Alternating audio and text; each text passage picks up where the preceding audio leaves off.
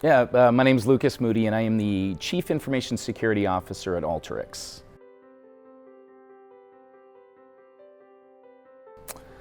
Yeah, I mean, gosh, CISOs are dealing with a number of new challenges over the last few years. We can start with the obvious. The technology and the adversary landscape is changing significantly.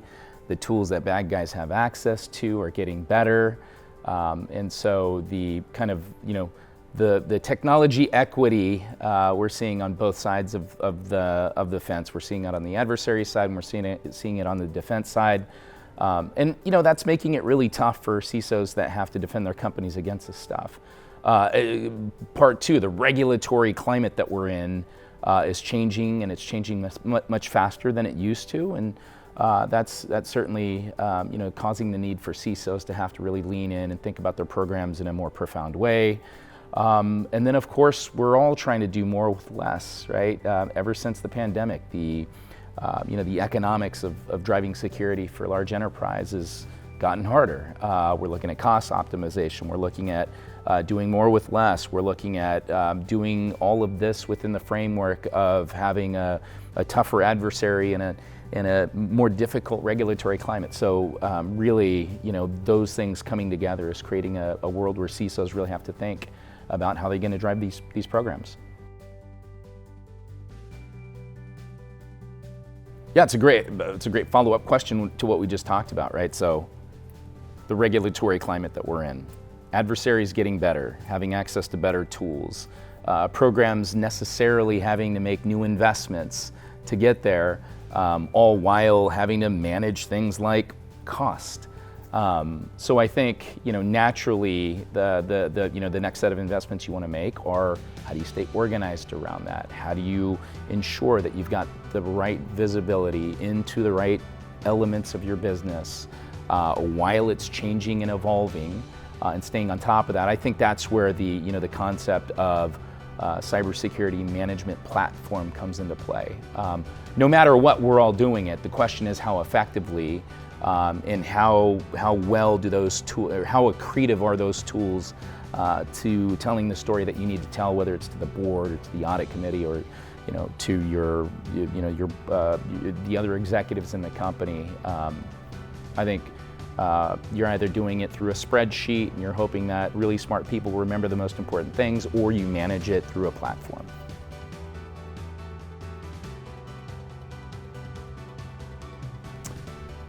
I don't think that's rocket science when it comes to measuring program performance. The how do you measure the effectiveness of it has been kind of a known quantity, right? You want to measure on time, on budget. You want to measure against what you set out to do. What goals did you set up front? What are the outcomes that you're driving toward? You also want to think about whether or not you're spending your time in the right places, spending the right amount of time in the right places. And so I think all of those things contribute to being good stewards for managing your programs effectively.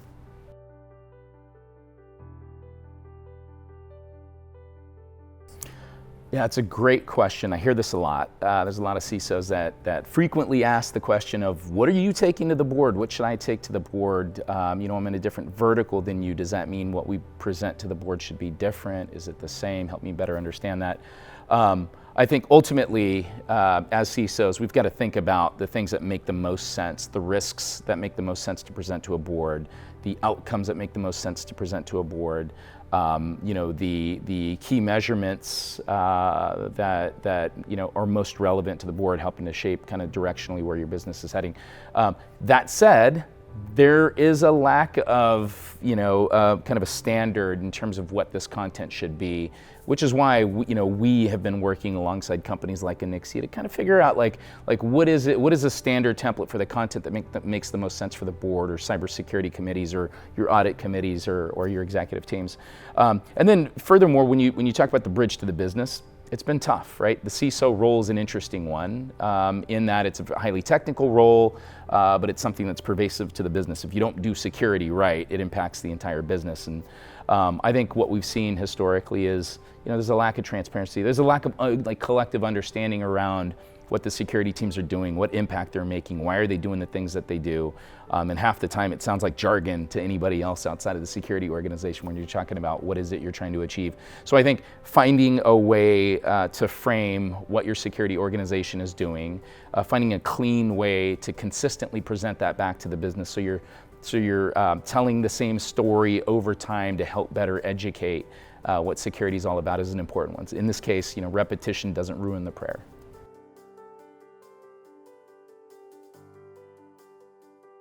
Yeah, it's a great question. So how will the regulatory environment impact CISOs in the future? Well, it already has, right? CISOs are currently having to navigate around what the regulatory world is throwing at cybersecurity practitioners. With the recent SEC guideline changes last year, CISOs really had to lean in to think about how are they framing out their business so that they can effectively tell the story around what's happening within their business with very tightened timeframes.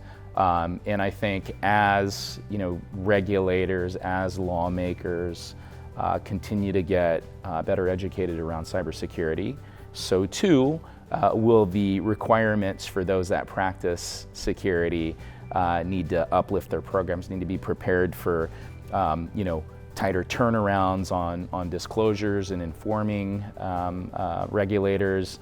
And I think the downstream engagement with regulators only gets more frequent, more profound, more time consuming. And so really having a tight business around your cybersecurity program, I think is going to be an even more key element as we roll into the future.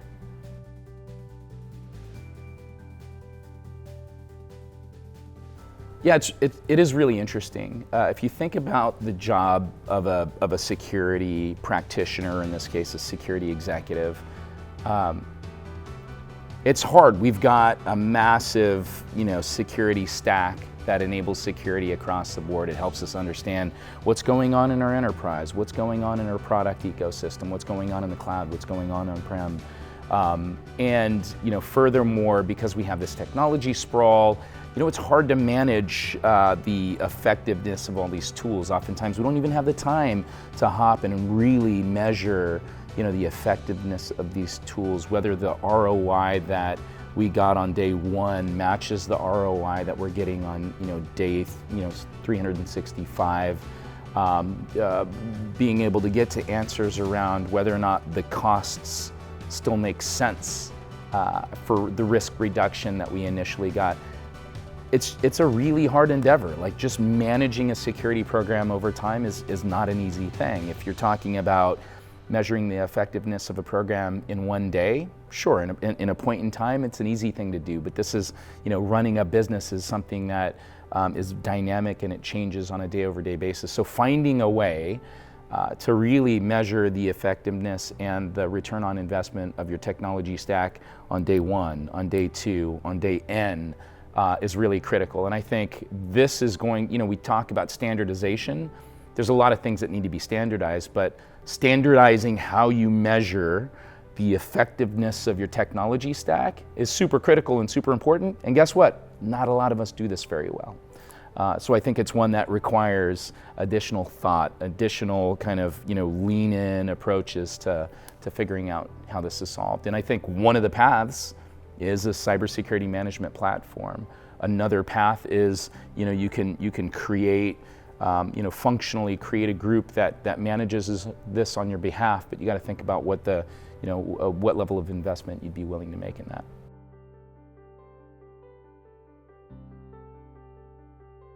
I'd love an AI that can just do my job for me so that I can go sit on a beach in Hawaii.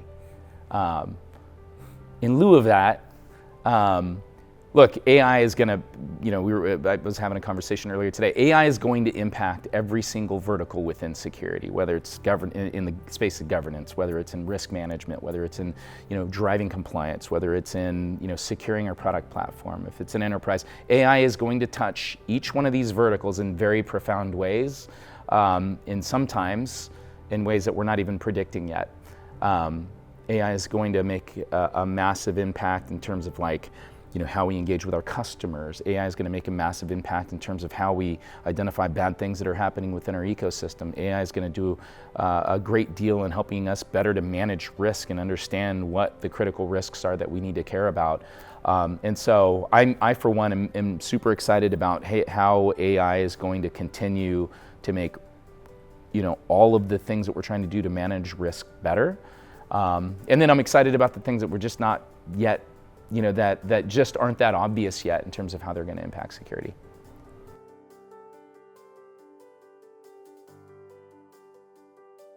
I think all CISOs need to figure out how we are going to effectively manage our security programs.